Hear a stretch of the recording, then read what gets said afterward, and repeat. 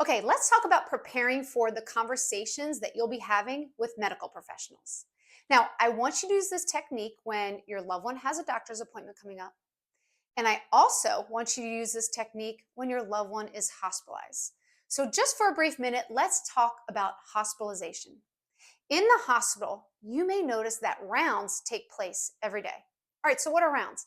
Rounds are when the medical team visits each of the patients and they will review the patient's status and the care plan, and they'll ask the patient questions like, how are you doing today?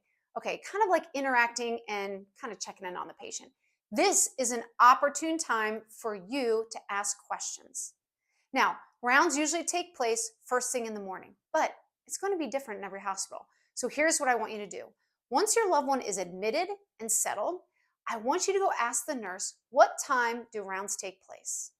And then once you have that piece of information, I want you to ensure that either you or another badass advocate on the support team are present during rounds every day, because you get to hear the care plan and you also get to interact and ask questions. And it's so important that you're there. All right, let's get back to preparing for these doctor's appointments and preparing for rounds. So, how do we do that? The first step is I want you to work with the patient. I want you to get with them and brainstorm, what questions do we need answers to? Now, for some of you, this won't be possible. Your loved one is not going to be coherent and they're not going to be able to participate, and that's okay. In that case, just sit down with yourself and start brainstorming and come up with the initial few questions, okay? Then, step number two, which this is critical, I want you to bring in the rest of the core support team. This is where the magic happens, people. Everyone brings something different to the table. Think about it. We all have different communication styles. I talked about that in an earlier lesson. And if you haven't watched it yet, go back and listen, because it's chock full of really great tips on how to adapt and connect with others. And that's including your support team. Okay, so we want to use those communication styles now, right? Use them to our advantage. Everyone also has different personal experiences. They also have professional knowledge. We can tap into all of these different perspectives. And in the end, you're just going to create a stronger, more well rounded list of questions.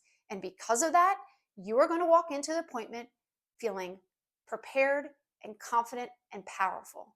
This is a true badass advocate move, and it makes all the difference, I promise you. And I'm speaking from personal experience, because this is exactly what we did when my sister was sick.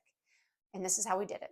One of us would sit down with Megan before she had an upcoming appointment, or we also did this in the hospital.